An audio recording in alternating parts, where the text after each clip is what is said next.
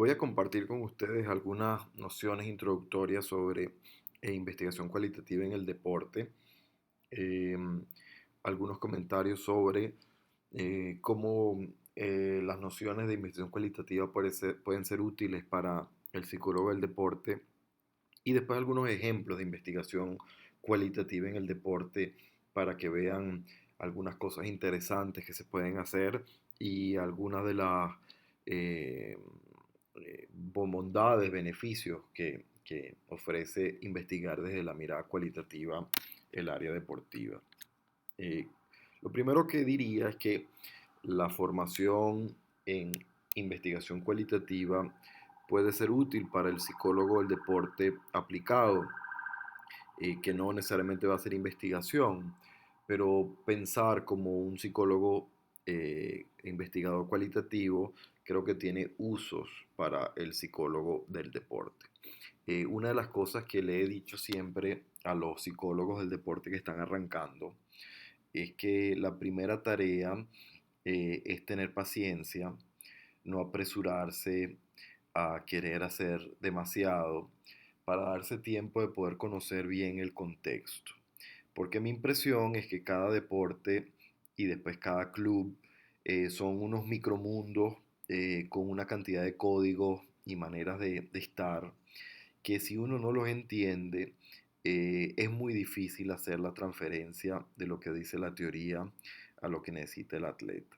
Y los atletas y los deportistas ya tienen una cantidad de reflexiones psicológicas, la cosa es que la han formulado en sus propios códigos, que es lo mismo de decir que cada deporte es casi como una subcultura. Uno entra en el fútbol y hay una cantidad de símbolos, una cantidad de valores, una cantidad de maneras de entender cosas de la vida que delimitan el que está dentro del fútbol y el que no lo está, y los que participan activamente en el fútbol, pues reconocen esos códigos y te dan entrada o no, dependiendo de cómo los manejes.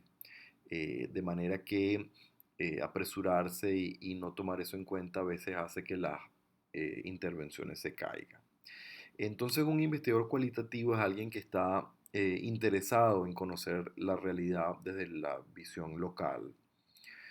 Va a tratar de pasar mucho tiempo observando y conociendo cómo se piensa en ese lugar, eh, antes de hacer alguna interpretación. Las actividades principales de un investigador cualitativo es la observación no participativa y la entrevista, que son herramientas fundamentales en toda la psicología, pero creo que son unas herramientas muy útiles para un psicólogo del deporte que está arrancando a conocer un ambiente. Yo diría que las cosas que más hago haciendo psicología deportiva insertado en un equipo es entrevista y observación no participativa. Eh, y eso viene acompañado, como venía diciendo, con nociones de estar muy atento al contexto, de tratar de entender las cosas desde la mirada local, y además un investigador cualitativo le interesa muchas veces el registro subjetivo que tienen los mismos actores de su realidad. Yo encuentro esto muy útil para la manera en que yo pienso mi práctica profesional. Y no soy el primero en decirlo, por supuesto. Hay algunos psicólogos del deporte que han pensado, como estos autores citados al final, como una aproximación etnográfica podría ser una buena orientación para el trabajo práctico. No, no es lo que más abunda en el área, pero sí hay personas que defienden estas ideas. En las ciencias sociales hay cierto avance en la investigación cualitativa en el deporte. En la sociología y en la antropología hay trabajos ya clásicos, por ejemplo, trabajando con el fanatismo en Inglaterra, que fue muy problemático en los 80 por tragedias inclusive que ocurrieron en las canchas. Pues la discusión sociológica, antropológica fue muy intensa y se hicieron investigaciones cualitativas importantes. Y aquí les pongo un ejemplo de Lois Wacant. Él es un antropólogo francés que en su tesis de doctorado se metió a boxear gimnasio de boxeo en los barrios pobres de Chicago. Y mucho de su trabajo a lo largo de su carrera ha sido el registro de la exclusión social y la vivencia de aquellos que están excluidos. Y este trabajo, un trabajo bien interesante para ingresar en el submundo del boxeo, pero también para conocer un vecindario pobre de Chicago. Y bueno, imagínense el doctor en antropología boxeando, efectivamente se entrenó como boxeador y llegó a pelear una pelea profesional como boxeador y tiene un trabajo que es este de entre cuerdas muy interesante sobre su registro. Pero además de que es muy cool el profesor boxeador, este nos permite una mirada de un submundo muy interesante, porque él, por ejemplo, plantea que el gimnasio se convierte como en un refugio para estos hombres que fuera de esos espacios conocen poco el reconocimiento y muchos de sus códigos culturales de hombre recio, de hombre fuerte, no están recibidos en el mundo profesional en que tienen que ingresar y reciben muy poco reconocimiento sobre su valentía o alguno de sus virtudes, y en el mundo del boxeo pues más bien logran recuperar algo de esa sensación de valía, y además la disciplinan de una manera positiva para sus vidas, porque además va reportando unos hombres que tienen una ética en el registro de su registro y administración de su agresividad, que después algunos de ellos logran trasladar a sus vidas como miembros de sus comunidades. Entonces allí hay un registro de una manera de estar en el mundo masculina que intenta conservar dignidad, pero al mismo tiempo logra una disciplina en un mundo muy adverso donde, entre otras cosas, el reconocimiento escasea. Al mismo tiempo, él hace algunas reflexiones sobre cómo la investigación cualitativa te permite entrar en un terreno que no es fácil de investigar, que en la psicología muchas veces lo dejamos de lado, que es el cuerpo.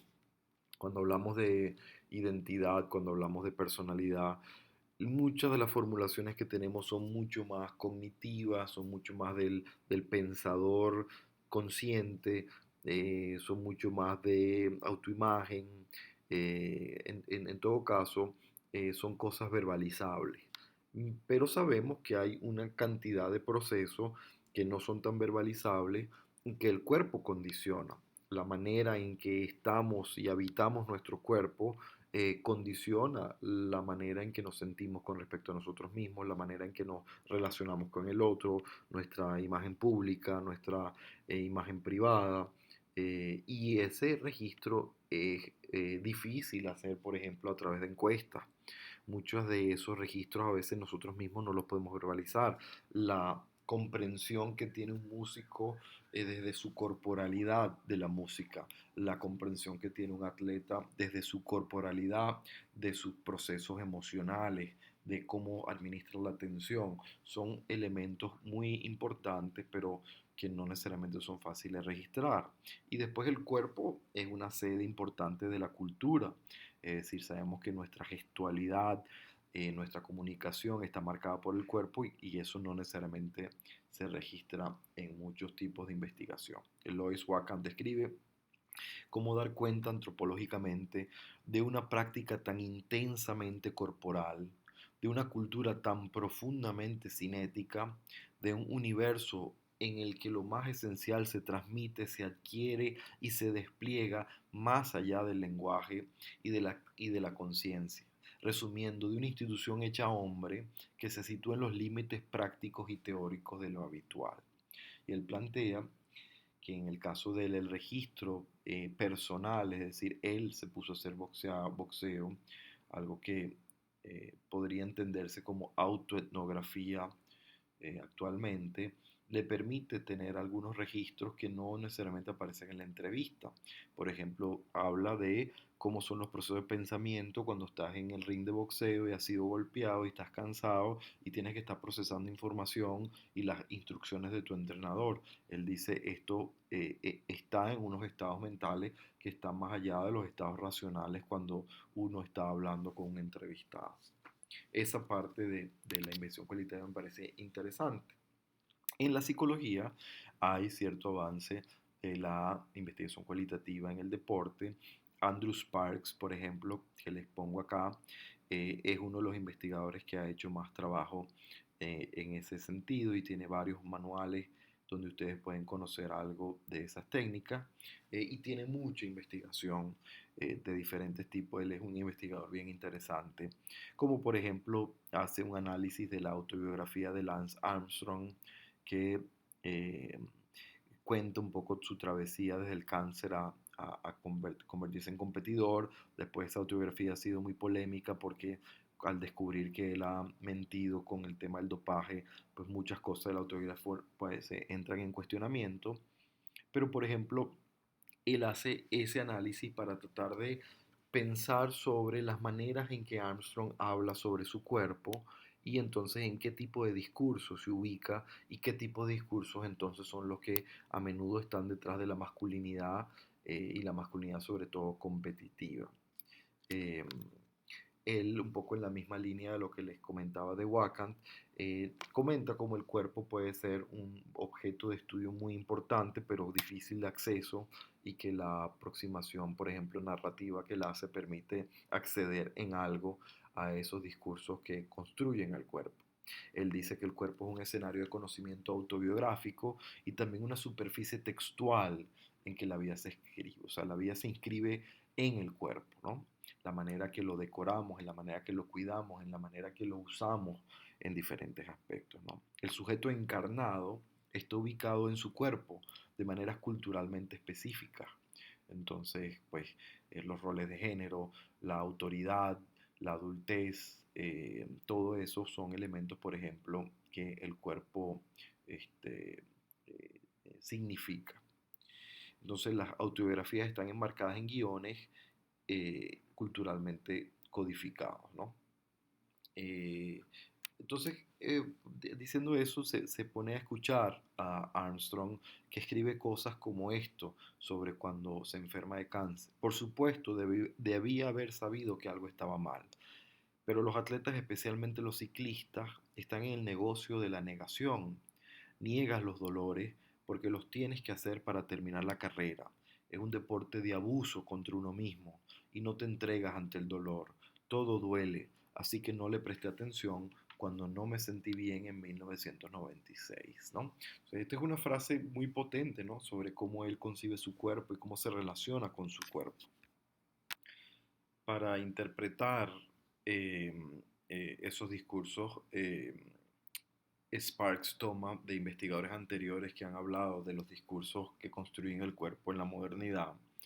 Y Frank hablaba de que de cuatro maneras se habla del cuerpo, del cuerpo disciplinado, el cuerpo más competitivo, el cuerpo como objeto de consumo y el cuerpo más para la interacción. Entonces el cuerpo disciplinado se refiere al que controla su cuerpo y se desconecta del deseo para poder vivir una vida de asceta. El cuerpo competitivo también disciplina su cuerpo, pero no para vivir aislado como un asceta, sino más bien para poder rivalizar, para poder someterse o someter al otro en la competencia. Y son maneras de construir lo que significa el cuerpo como máquina en ese sentido. Yo uso mi cuerpo para ser más fuerte, para poder ganar cosas para la rivalidad que implican desconectarse de la autopercepción. A diferencia del cuerpo, por ejemplo, para la interacción, que le interesa la sensibilidad y le interesa explorar su cuerpo a través del contacto y la conexión con el otro. Es un cuerpo mucho más en sintonía consigo mismo. Pero aquí vemos claramente un cuerpo como máquina, el cuerpo es desechado, ¿no? Y no escuchado como parte de la manera de ingresar a la competencia de Armstrong. Eso podría ayudar a entender un hombre que luego termina utilizando esteroides y arriesgando otra vez su salud a pesar de haber sufrido un cáncer con tal de poder competir. Un hombre desconectado a su cuerpo, y no lo digo necesariamente en lo negativo, porque efectivamente pues un competidor de una disciplina tan rigurosa como esa puede necesitar esas desconexiones. No es que es bueno o malo, es una manera de construir el cuerpo dentro de las posibilidades culturales. Y finalmente les voy a comentar algunas investigaciones en que he participado y que hemos hecho aquí desde la universidad a través de la investigación cualitativa. Uno fue este registro etnográfico que hicimos de los procesos deportivos que hizo la alcaldía de Sucre con el alcalde Ocariz en Petare, donde se construyeron unas cuantas canchas y se fomentaron varias ligas y se trabajaron con entrenadores y nosotros hicimos un registro de ese proceso. Eso lo financió FIFA a través de un programa de becas que ellos tienen, les interesó esa iniciativa y nos ayudaron a poder producir esa investigación.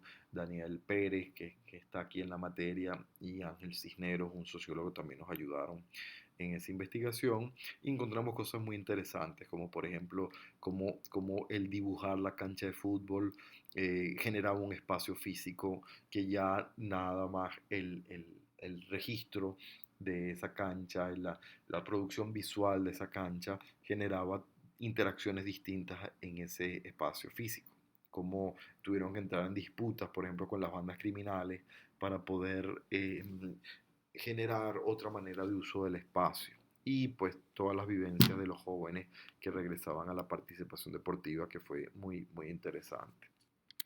En una de las tesis de grado, Jackmar Guzmán y Pedro Trujillo hicieron una investigación sobre el fanatismo, tanto en el fútbol como en el béisbol, y participaron en las barras de ambos de equipos del Caracas en ambos deportes, y hicieron entrevistas con muchos de los de la barra, y bueno, tienen un registro muy interesante de unas subculturas pues muy llenas de símbolos y de significados y de códigos y de valores, y bueno, algunas hipótesis sobre por qué se vive distinto en el fútbol que en el béisbol, porque tienen maneras de estar muy distintas, pero ambas con unos temas de fanatismo sumamente interesantes. En el fútbol, de nuevo, la idea del aguante, de que puedes perseverar a pesar de que estés pasando hambre o estés saltando todo el partido,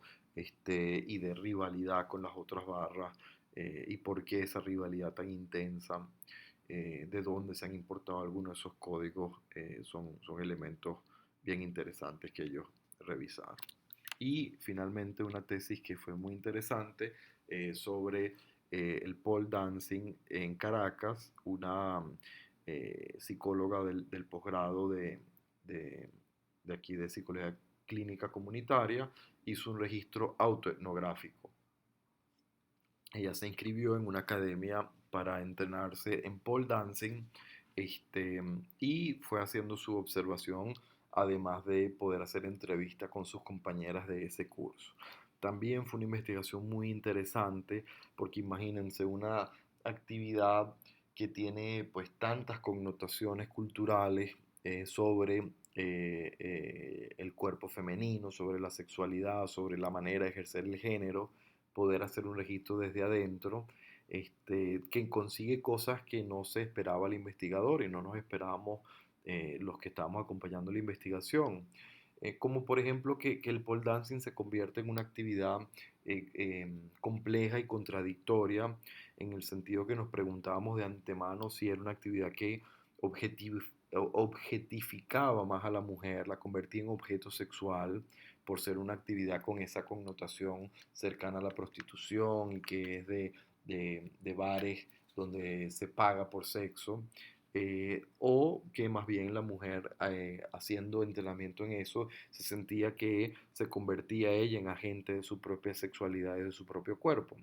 Un poco lo que encontramos es que las dos cosas están bien entrelazadas, ¿no? Sí hay una actividad donde están muy conscientes de la mirada del otro y de internalizar la mirada del otro, que por momentos uno pudiese entender que más bien convierte a la mujer en objeto, y al mismo tiempo van describiendo la sensación de cada vez ser más autónomas, más fuertes, más capaces de lidiar con su imagen ante el espejo y entonces sentirse que no se sienten intimidadas por esa mirada. Y después el tema del cuerpo, de nuevo, empieza a ser muy interesante porque empieza a tener un montón de entrevistas de mujeres que, por ejemplo, hablan de los morados que genera el entrenamiento y que el entrenamiento es muy riguroso, entonces esos morados son más bien medallas de honor, de que pueden ahora imaginar que su cuerpo puede ser fuerte y que no le temen al entrenamiento exigente. Entonces se van generando unas discusiones sobre sus vidas y sobre cómo han ejercido el género que la investigadora muestra que pueden tener un potencial empoderador, de empoderar a estas mujeres muy potente. Entonces vemos aquí una gama de investigaciones distintas que registran la subjetividad, que buscan el significado local y que tratan de apuntar a cosas que la psicología a veces le cuesta llegar, que puede terminar siendo un área bien rica de trabajo.